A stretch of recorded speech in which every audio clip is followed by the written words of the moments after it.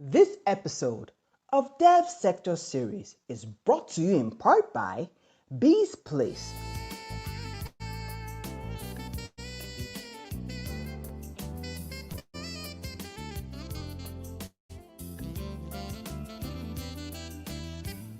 Welcome to Bee's Place. This is a 3-bedroom apartment created for the ultimate cozy moment you need. If you wish to get away to somewhere quiet to explore the magic of life and just be happy, then we've got you covered. This unique 3-bedroom apartment is in the heart of Lekki Phase 1, just 3 minutes away from IMAX Film House, 5 minutes to Landmark Beach and so many recreational centers. We guarantee you 24/7 security, power supply, DSTV package, gym, and so much more. Whether you're on a business trip with the family or vacation, Bee's Place is your home away from home. Contact us today for inquiries and reservations.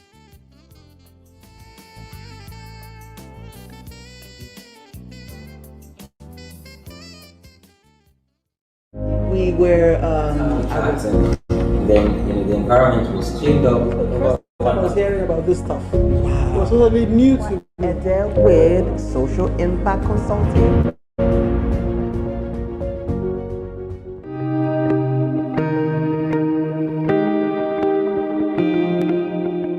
Hello everyone, my name is Efwa Elens Ede with Social Impact Consulting.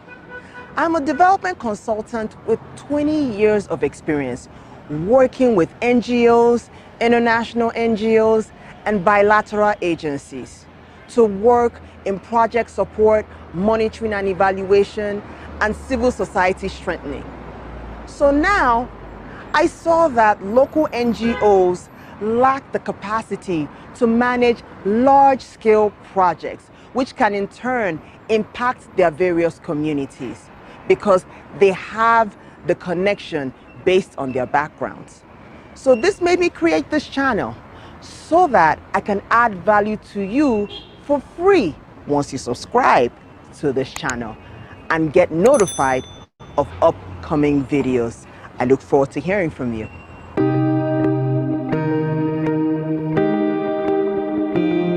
Hello.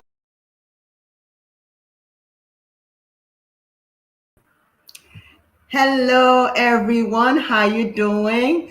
I am so excited about this very episode of the Development Sector Series, which is Dev Sector Series. So if you are on here, please like and share, so that we can get to as many people as possible, okay? So please just make sure that if you have any questions concerning the discussion of this interview, please make sure you put it in the comment section so that we'll be happy to ask and make an exchange later on in the conversation.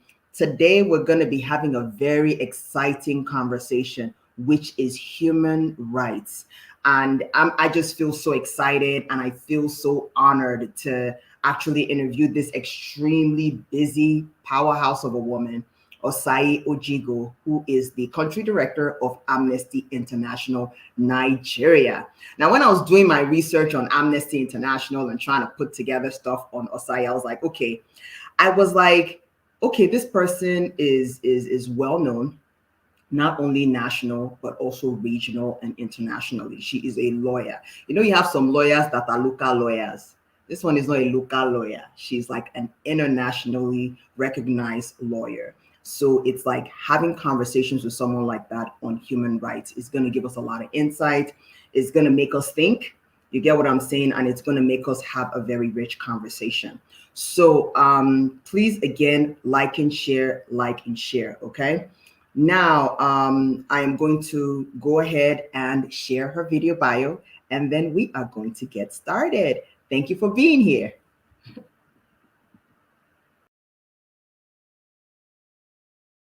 Osai Ojigho is a feminist, human rights expert, gender equality advocate, and civil society leader. She is currently the country director of Amnesty International Nigeria.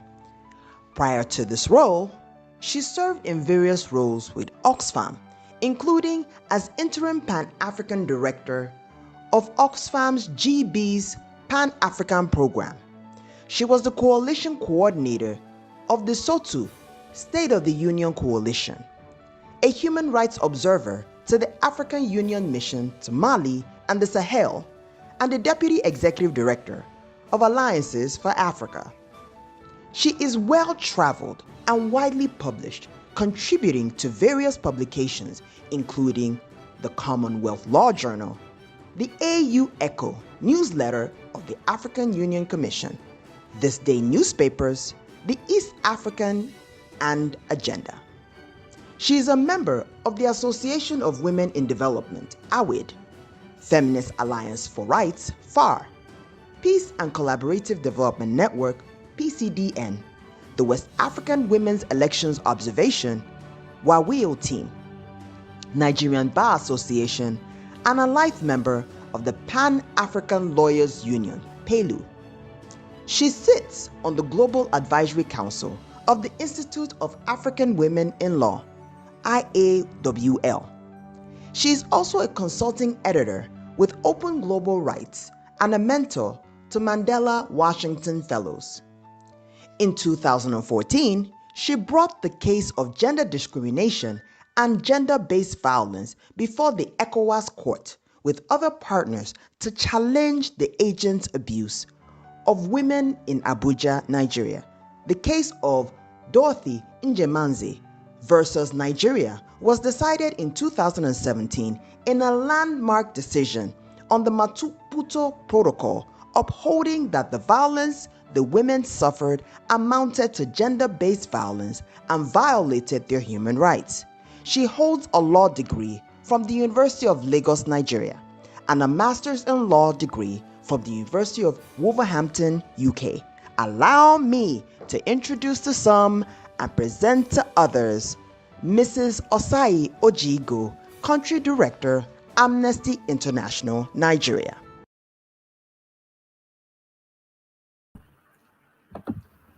Hello, hello, hello.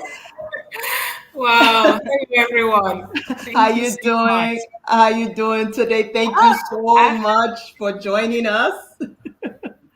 I'm here, energized. I'm oranging our world. It's 16 days of Yeah. activism, so we have to keep our energy levels up.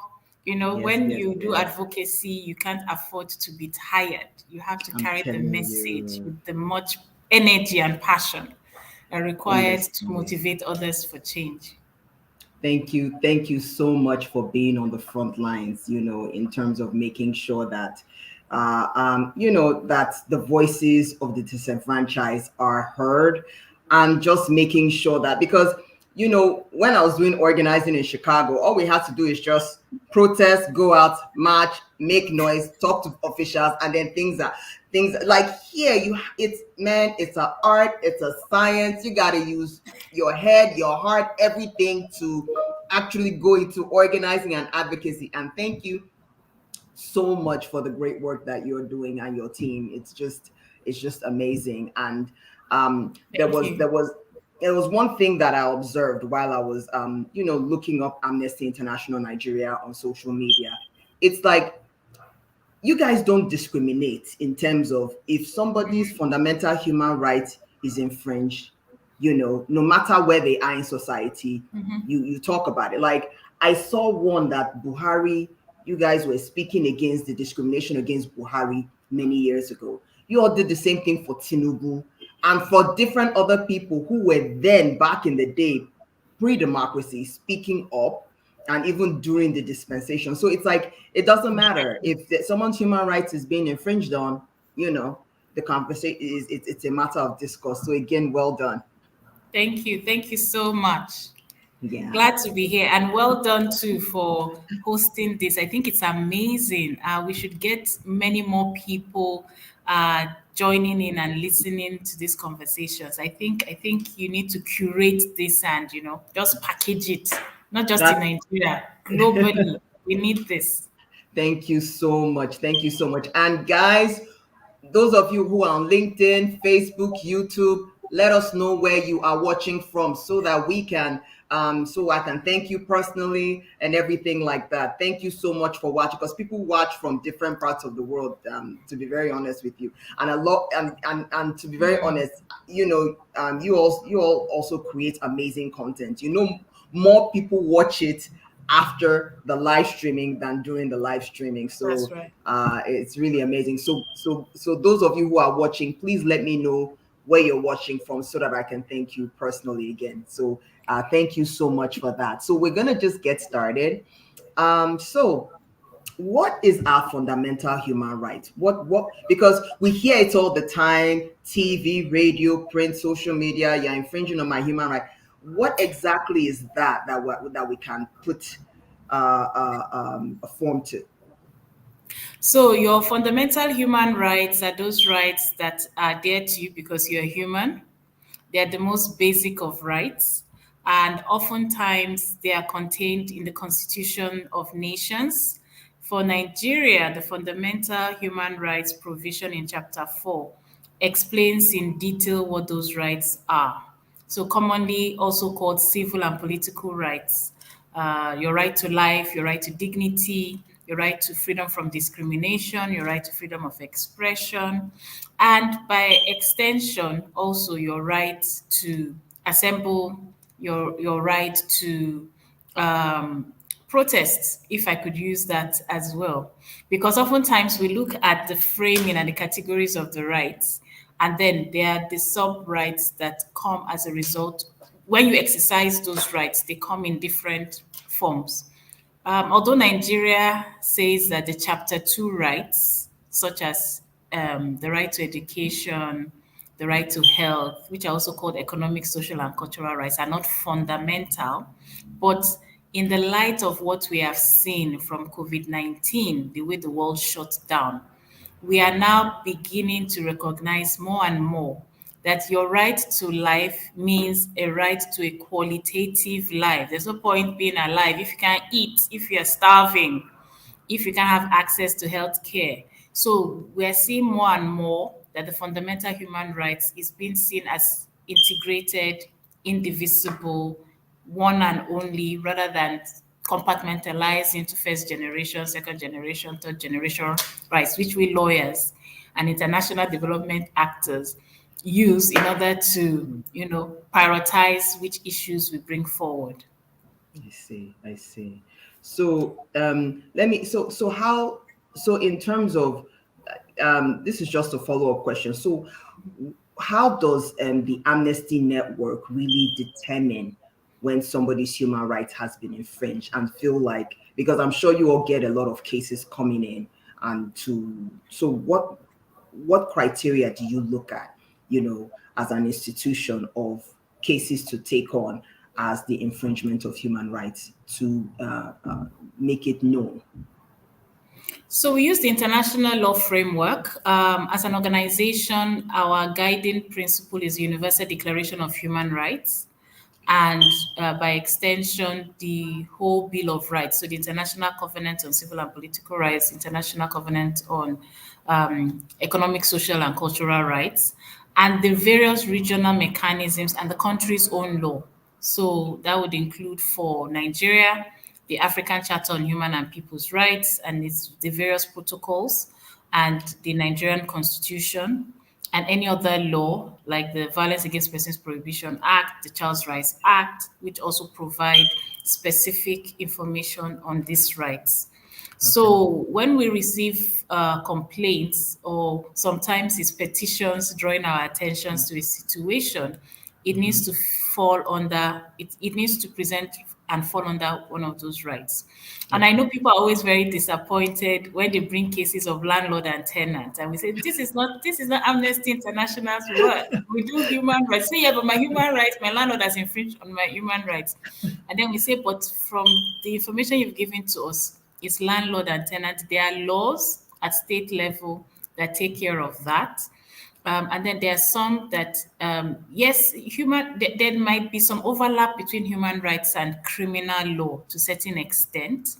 But if it's a purely criminal issue also, we push for them to make a complaint to the relevant law enforcement agencies and to follow it through. At best, for those cases, we can even say, okay, keep us updated. Would be happy to monitor in the sense the information you give us, we can evaluate how the authorities are responding to you. But we get quite a lot of complaints that don't fit into the work we do. And then the final, so first is determining, okay, is this a human rights issue, first of all? Then the second is determining whether this fits into our priority areas. While we, of course, support the enforcement of all human rights, we are an organization with limited resources, and so we have to prioritize those cases, those issues that fall in line with our priorities at that point in time. But just because we can't help you or we can't take on your case does not mean we can't give you suggestions as to how you can go about it. It I is the see. reason it is the reason why doing a lot of empowerment through human rights education is key. You don't need Amnesty International to claim your rights. Yes, Amnesty International can amplify, make a lot of noise about it. But if everybody is claiming their rights and they are getting other people to join them in claiming those rights, you would be able to succeed even without Amnesty International in that particular mix. Okay. Thank you so much. That's very helpful. So the framework is pretty much looking at the International Declaration of Human Rights, then the country's various laws, That's and right.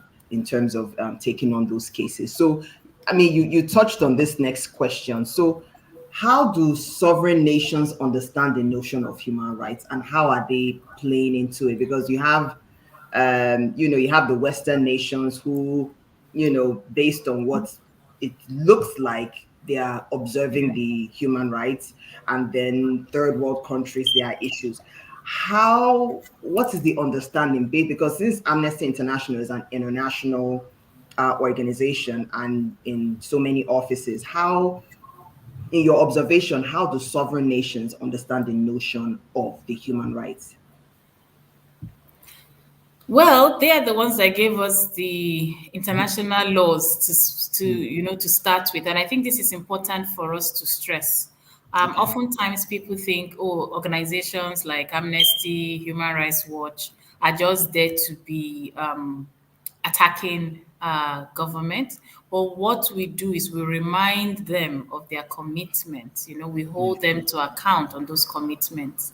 So, world leaders had come together uh, after the Second World War, and this is important because human rights has always existed, and in different countries it has been, there might be some written or unwritten Bill of Rights, but the Second World War marked a significant shift where world leaders came together and said, look, we need to codify and we all need to agree on this world order.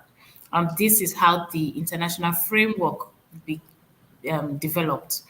And the Universal Declaration of Human Rights is quite significant in stimulating these discussions. So they have obligations. It's a treaty. That's an agreement between nations that we are going to abide by these provisions. But over time, there's been a lot of contestation around their geographical and country jurisdiction. And this has been the tension between human rights and what the state considers interference in their affairs. On the one hand, you have groups like us raising issues of human rights violations committed by state agents or which the state has ignored and it has led to human rights abuses by non-state actors.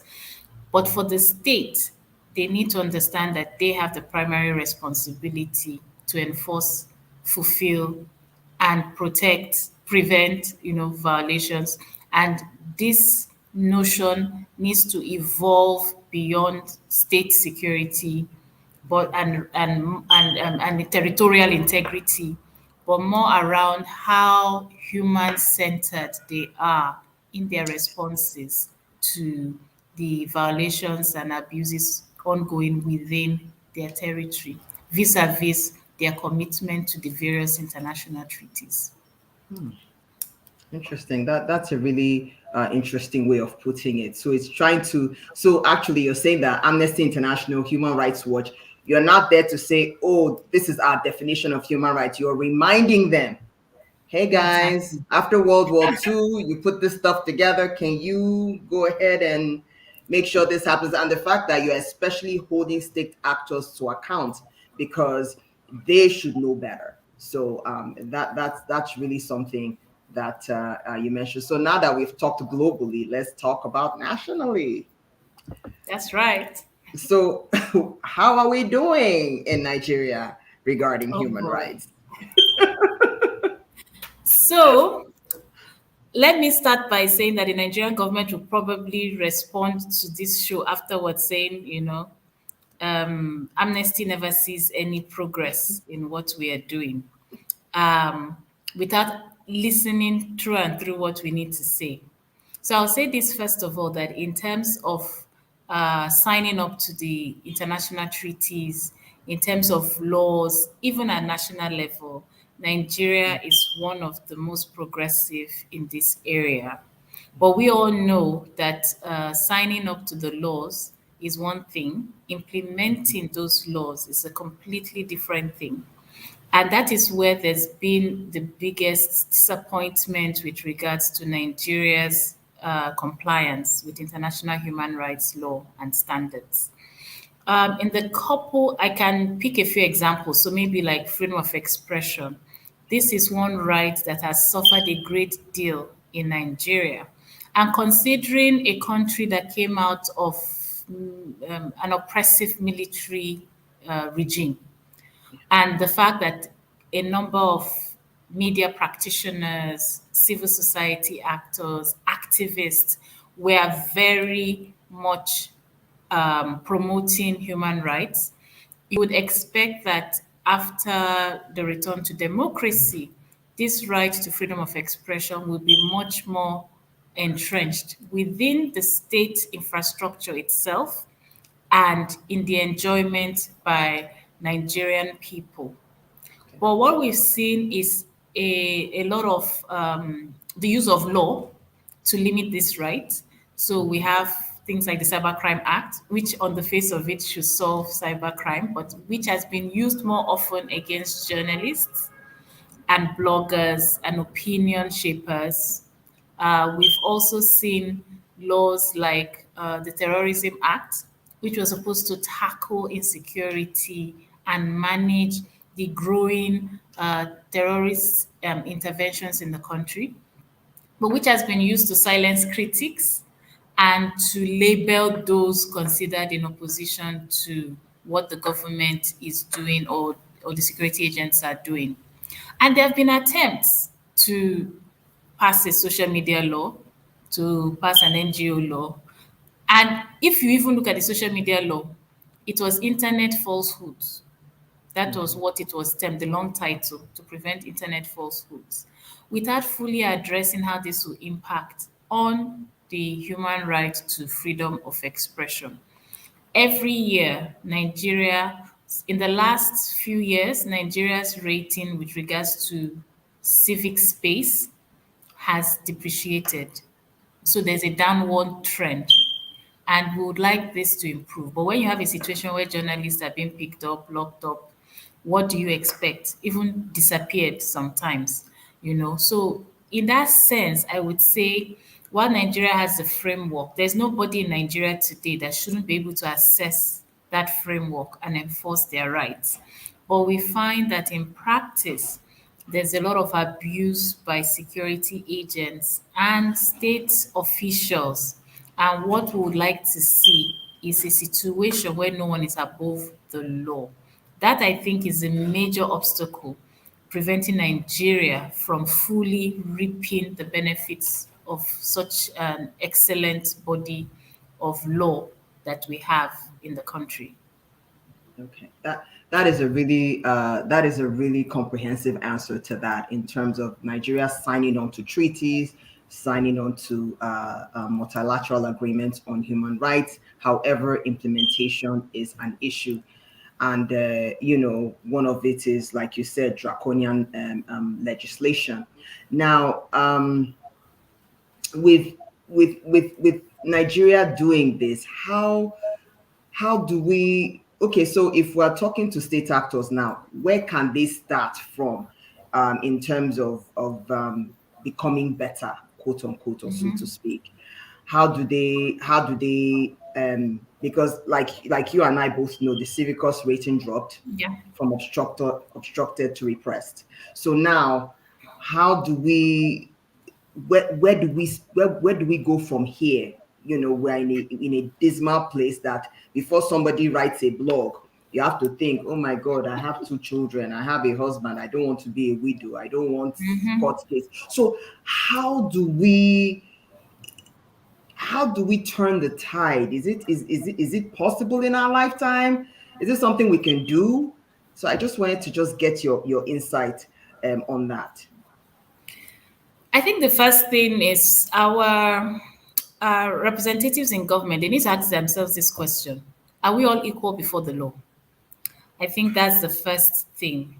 A few of the cases we followed through in Amnesty showed someone in a position of power, political power, using the instruments of the law, whether it's security agents, whether it's connections with the federal government or state government, in order to pick people unlawfully, illegally detained because you don't like what they say or what they've done, rather than allowing the law to take its course. So that's one.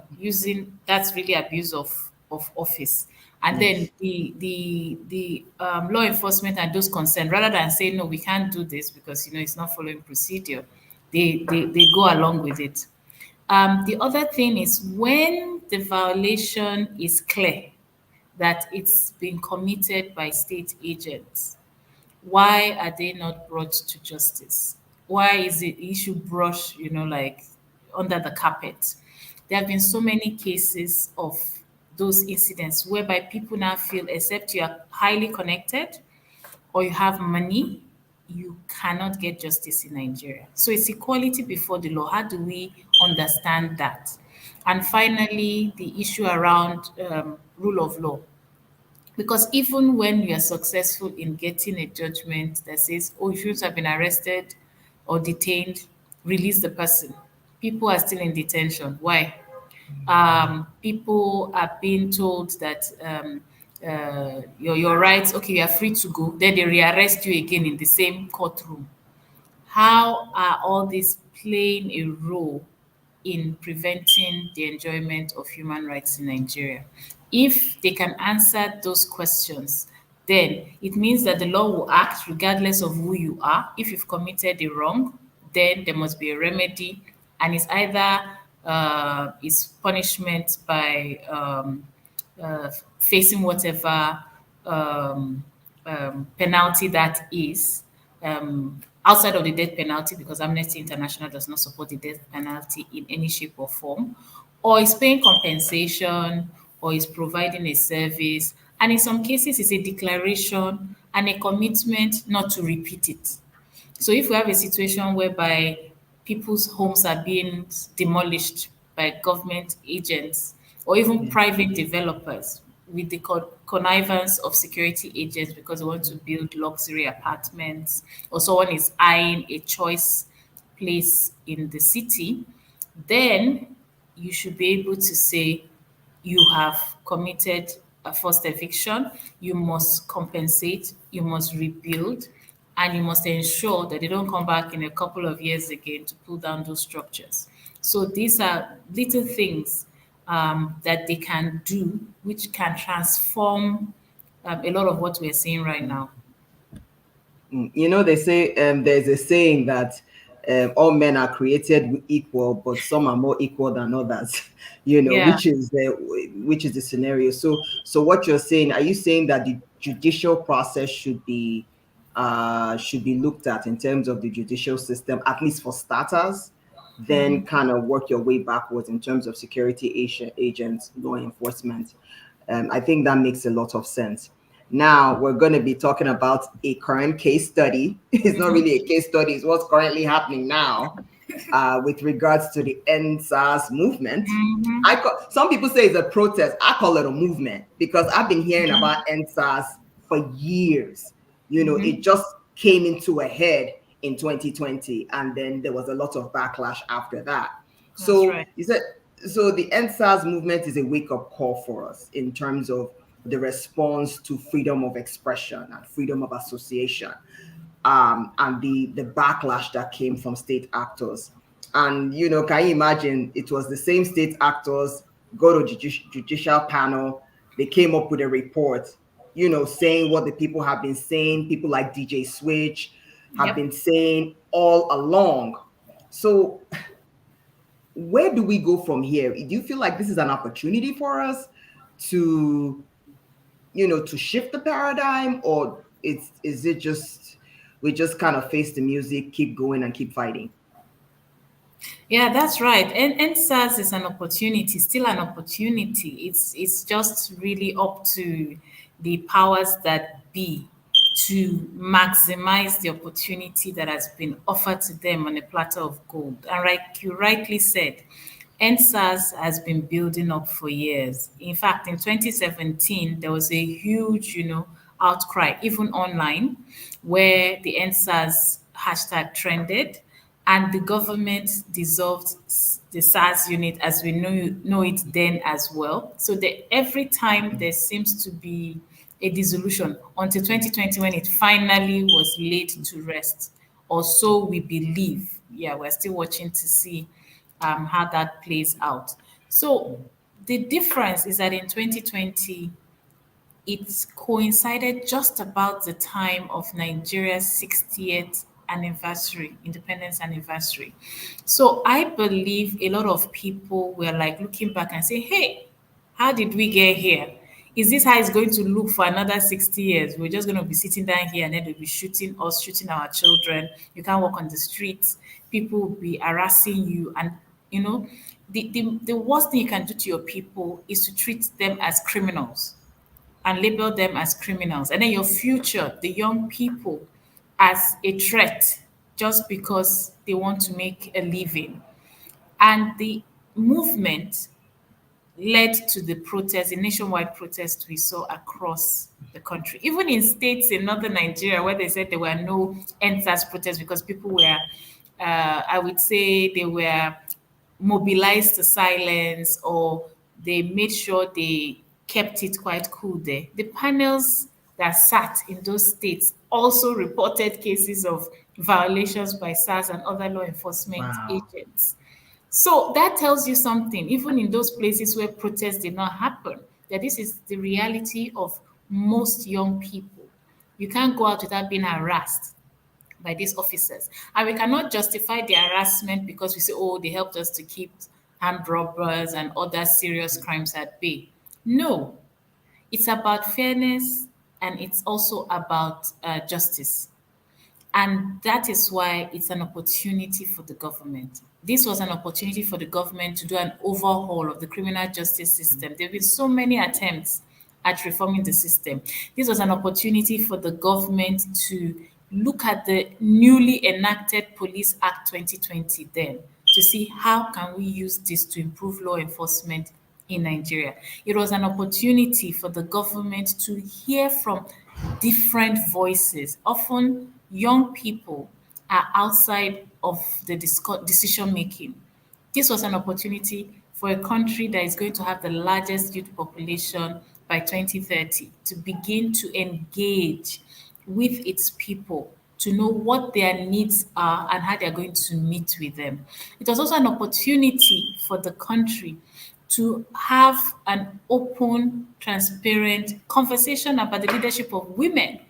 NSAS protests brought together young women and women leaders across the country to show coordination, to show determination, to show mobilization. We even had a mother's walk, you know. Yes, I remember. Yeah. These are things that happen in such a short period of time that should be studied for years on end, but more importantly for policymakers to inform the decisions they make regarding the welfare of the people. It was a missed chance, 20th of October 2020, when they decided to disperse peaceful protesters by shooting at them. And Yes. it's a monumental disgrace that 1 year after, they are still saying it did not happen. People saw it, people heard it. It does not make sense to bury your head in the sand, right? Nobody is going to cut off your head for saying, oh, we made a mistake or we misunderstood the situation. We're trying to rectify it. But denying it doesn't happen is almost becoming like a delirious record. And so this there's still time. I don't think the opportunity has passed the government by. There's still time for them to do the right thing, to do the honorable thing, to honor the memory of those who took the courage to stand up in the face of injustice, and to also begin little steps. I believe so much in those little steps, but making progress to investigate the officers that were named, to follow through with those who made decisions that have impacted, for some people, lifelong injuries as a Yes. result of the repression of those protests, and to begin to build trust in the people again. That opportunity is there, but only if the government would be humble enough to admit that there have been mistakes and to show commitment that they would be working with the people, not against the people or civil society organizations or the media, Yeah. to ensure Nigeria is safe for all of us, not just for the politicians, for all of us. Yeah.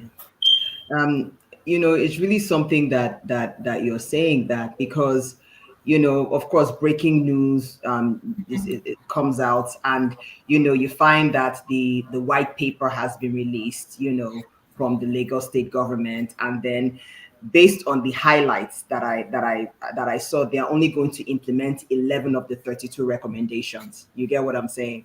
And they also called some key celebrities, like folks like Sheon Kuti, Mr. Macaroni, MC Fowles, to come and do a peaceful walk. And I'm just glad about the paradigm shift of young people that are saying, now we're not walking with you.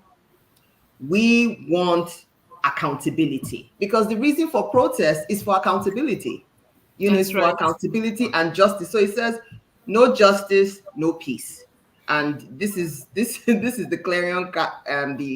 the advocacy clarion: no justice, no peace. So how do we then and I feel like you said earlier, you said this is an opportunity for government, because if the government just says, okay, there were mistakes, can we sit at the table and talk? I think that may be a start of a conversation, not just because I feel like, I think when I had a Devsectorseries episode with Abiodun Bayewo, Global Right, she said, I've never seen a situation where we're constantly gaslit, saying Exactly. this, we're gaslit, this didn't happen, Yeah.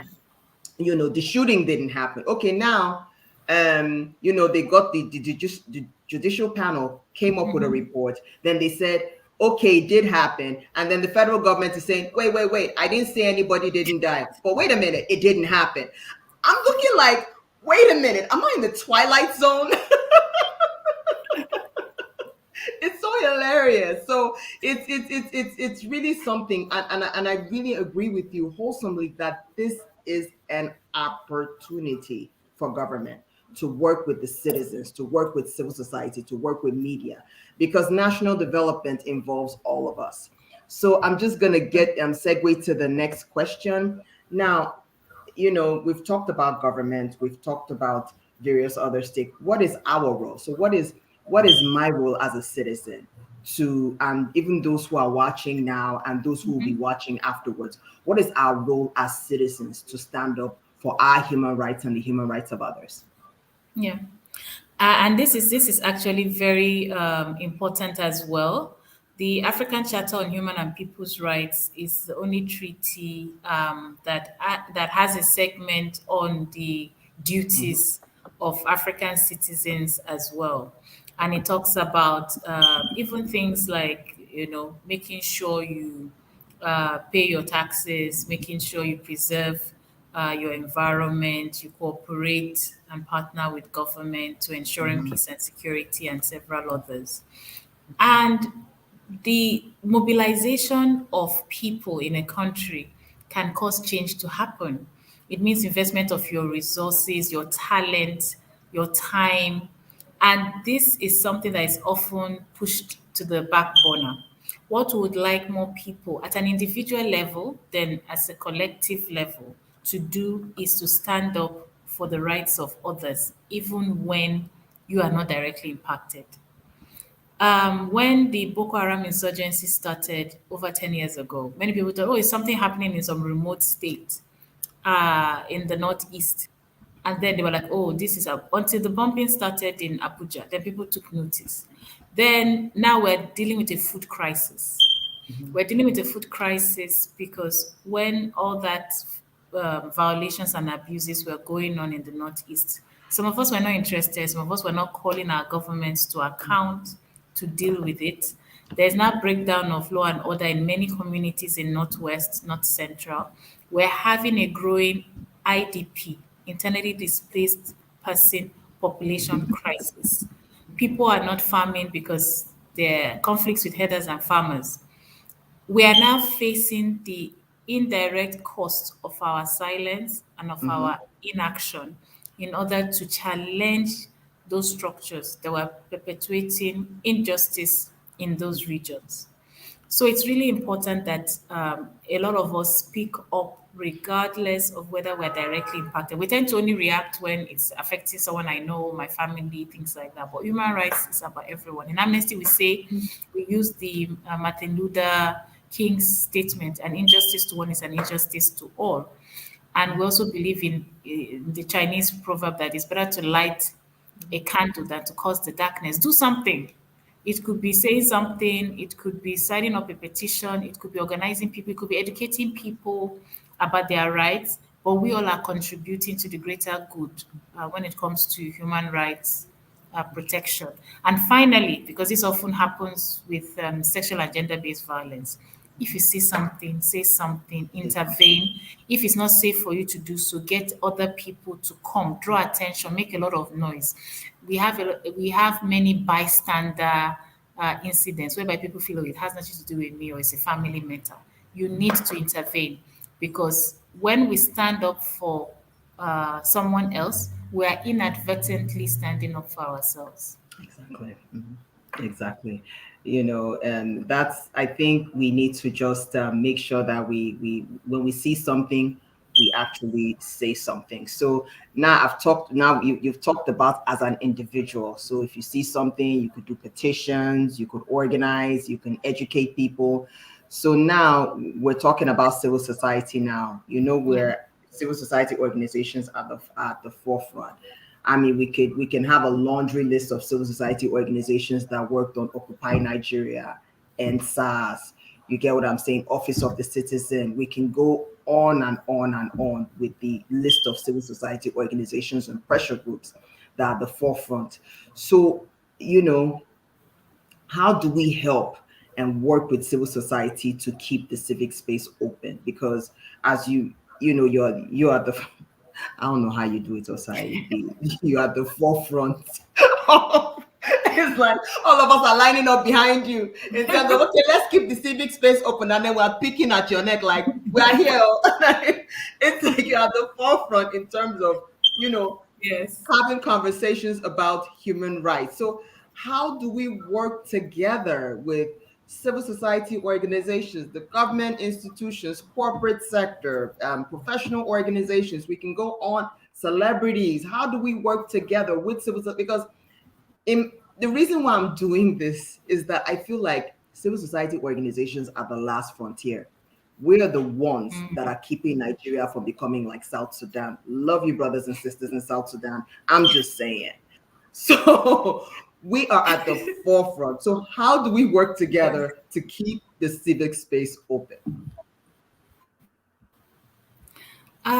First of all, I want to commend all civil society organizations in Nigeria and our donors and supporters for keeping, our work relevant in Nigeria.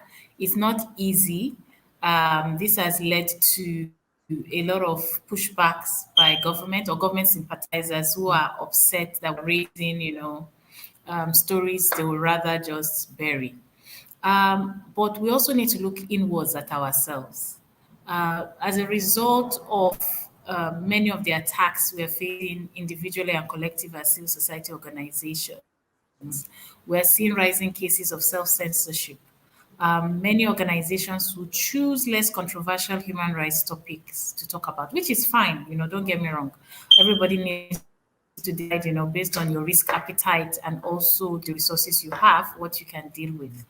But the danger in this is that when it's time to now reclaim those rights or those spaces, it becomes quite challenging because you've been absent, Yeah. you've been outside of it.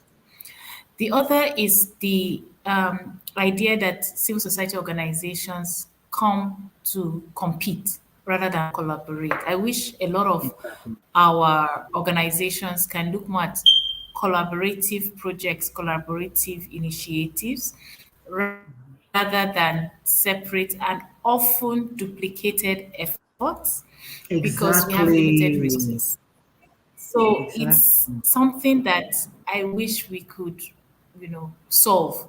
You'll find out that everybody is going to release something on the same thing, whereas somebody else I know. has been Instead of it finished. to be Exactly. actually collaborative. I want to just say something in reference to what you just said. In Please. fact, I was at an event hosted by Co-op. It was Okay. having conversations with women who were leading startup nonprofits. It was sponsored by Connected Development, and Hamza Lawal was there, and he said he actually reached out to Budget and said, "Hey guys, we want to monitor COVID funds."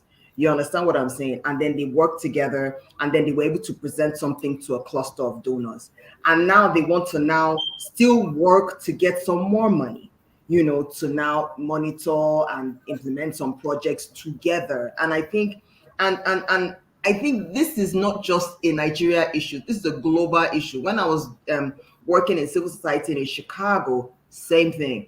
Silos work, duplicative efforts, and things like that. And but I feel like our need is so dire in terms of making sure that we work together to keep the civic space open. So, because it's when we're so divisive like this, I feel like it's so easy to be targeted.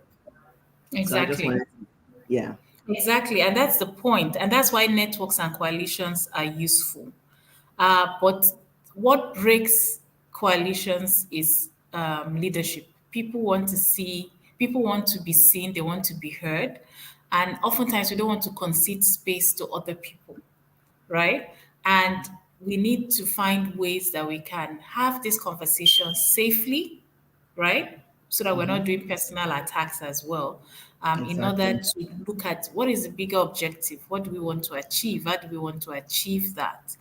And that's the only way that we can combat this. And I really want to use this opportunity to thank many of the groups, civil society organizations that have stood by Amnesty International in the face of the sponsored protests against us, Mhm. attacked on my person, attacks targeting Amnesty and requesting that the government, dissolve the Yes. organization. How did you If cope with that? No, no, I it need to. was I need civil to figure society out. that stood up. We were busy doing it, and then I was pleasantly surprised to see how they came up and said, "No, if we come together, this will not happen." Right? Mhm. So this is an example of what civil society can do when another is being attacked. But can Mhm. you imagine what we can do if we're not just facing off attacks, but rather collaboratively working together on specific human rights objectives? the government will not even have time to be targeting us. Rather, they'll be responding to all the various interventions that we're churning out. Is that coordination that we need to do better? The potentials are there. NGOs in Nigeria are doing excellent work. Like you said, they are, if government looks at our impact, and there's a study that CDD just recently finalized. If government can see the impact of civil society organizations, from the trade unions to even community-based organizations in rural communities are doing, they would be less sensitive to our criticism and more willing to say, okay, fine, come here. We know we didn't do so well, but this is what we're doing. And we too, as civil society, owe it to ourselves to, to pool our resources to work more efficiently, more effectively. Exactly. But in terms of pushback, when any of us are attacked, our government knows, everybody stands up as I say, no, you can't do this. But we now find we're spending more of our time defending We are ourselves. reactive. We're not as proactive, We are and that is, reactive. Exactly. yeah, and really, this is why I started Dev Sector Series. To be very honest with you, I wanted us as civil society to be more proactive and saying, hey, this is what we're doing. This is our contribution. This is our quota to national development. This is our contribution to making the country great and the continent good. So that people are looking at civil society as, okay, let's see how we can collaborate. We have some agencies doing that collaborate with organizations and everything, but I feel like there needs to be more of that and not Yes. that attack. And then us even as civil society being more proactive, saying, hey, this is what we're doing. This is because one thing I've been saying to my colleagues is, look, we do great work, we have great impact, we write these fancy reports, and who do we talk to? We talk to each other. you know so I'm like, we need to let the public know what we're doing, so that it's like, okay, civil society organizations, they represent us as a people. So if I have a challenge, I'm going to civil society. If I want to really have, because nowadays, I'm going to say, it's great that people are starting nonprofits. I just learned a few weeks ago that the US has over 1 million registered NGOs around the country. We have about 70,000, if I'm not mistaken. So it's important. We don't even have enough. So I'm just saying that if people are saying, oh, I don't have money to start an NGO, or I don't have the capacity, I want a situation where civil society organizations are out there and there's a connection to the public, so that the public says, I don't have to have a civil society organization. I can just talk to Amnesty and be maybe one of the voices. I can just go to CDD, or I can just go to Yaga Africa, or any of these organizations and volunteer and be a voice. So this is kind of one of the reasons why I started Dev Sector Series, so that it's like, hey, this is what we're doing, and this is the civil society's extreme quota to national development. And I'm going to keep saying it, we're not Afghanistan for a reason, and it's because of civil society. That's right. That's So, right. so I'm just gonna go through a few comments. I saw some interesting comments come in as you were talking. So Okay, I'm gonna, interesting, yeah, nice, or interesting. no, interesting, nice, Yes. interesting, thought provoking. So Okay. those of you on the audience, please put your comments on and your questions for Mrs. Osai, because man, this is some really good stuff that we're talking about with regards to human rights. And anytime I'm talking to my guests and I'm talking to you, Osai, it's like I'm just picking a few more nuggets that I'm learning, in terms of human rights, in terms of engagement, and in terms of what the country should look at and how we need to continue to work together. So I think I saw a few interesting comments here. I saw one from Mrs. Esther Ijekweme. Let me see if I can show it. She said both federal and state government make laws and violate it. It's quite annoying, especially law enforcement agencies. Then I saw one from Mrs. Olowu here, Dr. Mrs. Olowu, who said, the government does not appear to Yeah. be the least concerned about the nation and the people in it. They are not even prepared to accept that they were wrong and are still wrong, you know. Yeah. Then I think there's one more coming up. And then I think Mrs. Ejekweme is here again, and she's saying it is not that the people are Yeah. not proactive, but people are just kind of scared of the long run effects of their 2 cents. you know. Yeah. So I think this is really, this is some really, Yeah. this is some Yeah, and I really, did mention it that we're seeing a lot of people choosing, let me choose my battle. So they are Mhm, choosing very yes, contentious topics, because they're like, I need to yes, still, I still need to serve my community, and I can't serve my community if the government shuts my office down, which we yeah, fully understand. But what we're yeah. saying is, I don't shut out completely. Find Mhm. another way. We found that network and coalition helps, but we're also finding other forms of advocacy, engagements with our community leaders. The people in government, they also go to church, they go to the mosques. We're finding new alliances I with see. faith-based organization on these issues. And we also need to recognize that it's not a one-off event. It requires constant engagement. But just saying, no, this is Amnesty's problem, please. Amnesty, keep doing it. The rest of us will be watching you The rest from of us will behind. be watching, or we'll sign your petition, you know. Yes, yes. So And just then I, let's find innovative ways, even theater, comics. There are ways, music, we use our music in order to also send messages. And this is where the artists were really critical, As during NSAS, Assad did dropped a song. Angelique Kijo and Yemi Alade did something post the protest. Files, of course, released something. Sheon Kuti, So people are using other ways to get the message across and to keep people informed of what is going on. And when we say civil society organization, we're talking of all of us that are not in government. Professional associations, not only the Nigerian Bar Association, the association in church, the association of medical professionals, all of us, one way or the other, are all contributing. When our health workers down their tools in protests. They're also saying our lives matter, the lives of our patients matter. You cannot ask us to be looking after people and we're exposed, no PPE, that is private protective equipment, not enough hazard allowance. Even the hazard allowance is peanuts, and you're not even yes. paying us. Come on. So how does that impact on their right to, essential services? So all of us are doing our bit. We're just saying we need to coordinate better. Maybe we need to think about this. And we also need to cooperate across different sectors because together we are stronger.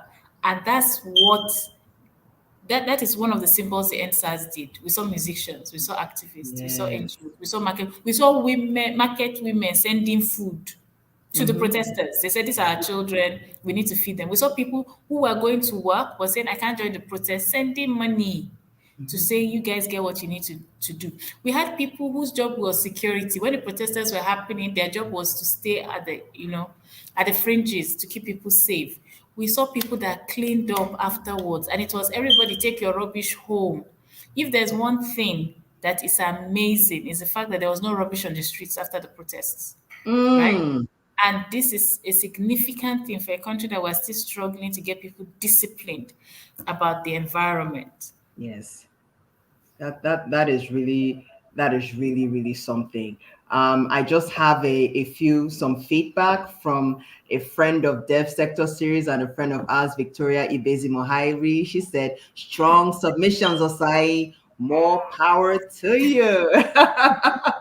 Then I see another one from another feedback from Ologunla Richard Oluwatosin. Nice submission, Osai.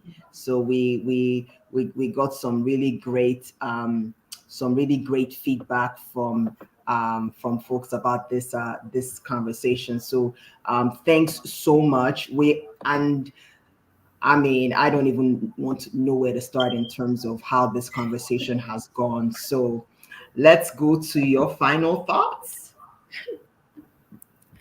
I would say that it's very encouraging when we hear feedback about how we're faring, but also the interest people put for our welfare. I've been personally attacked because of the work I do. People say, no, you need to leave that place. It's so terrible. But it's encouraging words from people like you, Efua, Victoria, Abby, and others that, keeps us going, myself and my team. And I say this is one solidarity that government cannot take away from us, that At we all. care about one another and that we share it. But I'll leave this message. Please speak up for those who can speak up for themselves. And sometimes it's not that they don't have the power. They just need to be encouraged by someone else saying, yes, you can do it. Yes, I see you. Yes, what they are doing to you is wrong. So I'm going to stand by you.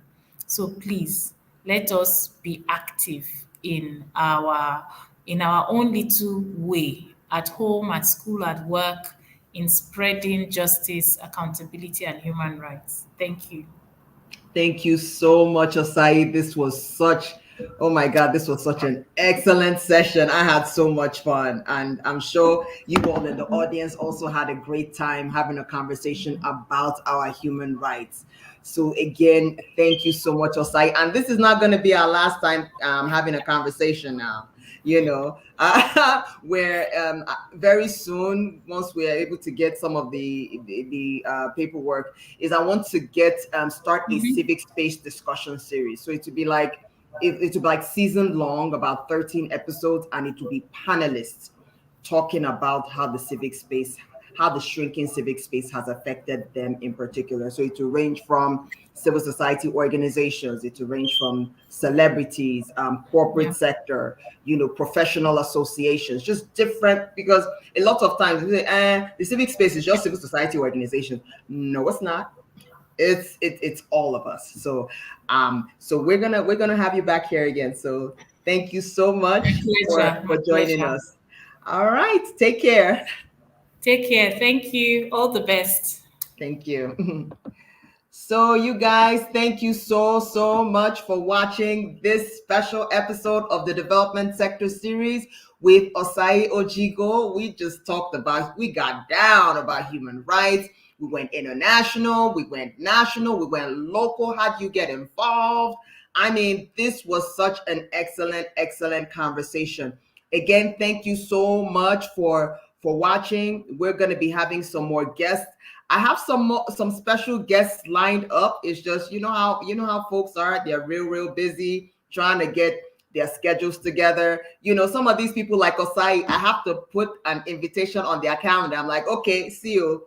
I'm going to have to isolate this time for you, because otherwise, your team work will just take over. So thank you. So thank you all so much for watching.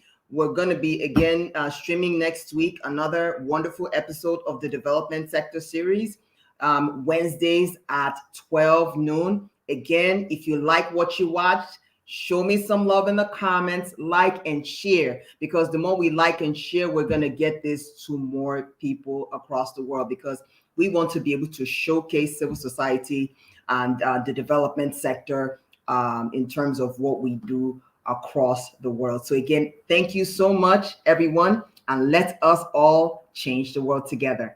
Take care.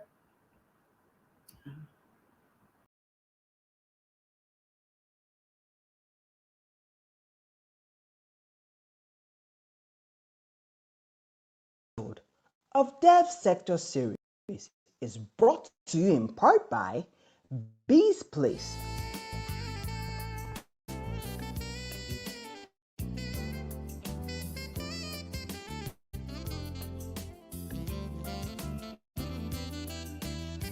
Welcome to Bee's Place. This is a 3-bedroom apartment created for the ultimate cozy moment you need. If you wish to get away to somewhere quiet to explore the magic of life and just be happy, then we've got you covered. This unique 3-bedroom apartment is in the heart of Lekki Phase 1, just 3 minutes away from IMAX Film House, 5 minutes to Landmark Beach, and so many recreational centers.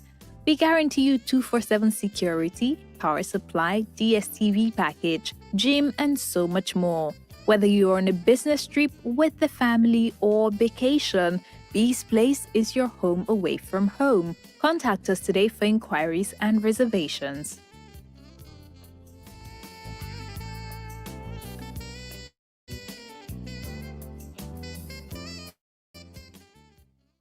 We were and then the environment was cleaned up. First time I was hearing about this stuff. It was totally new to me. Ede with social impact consulting.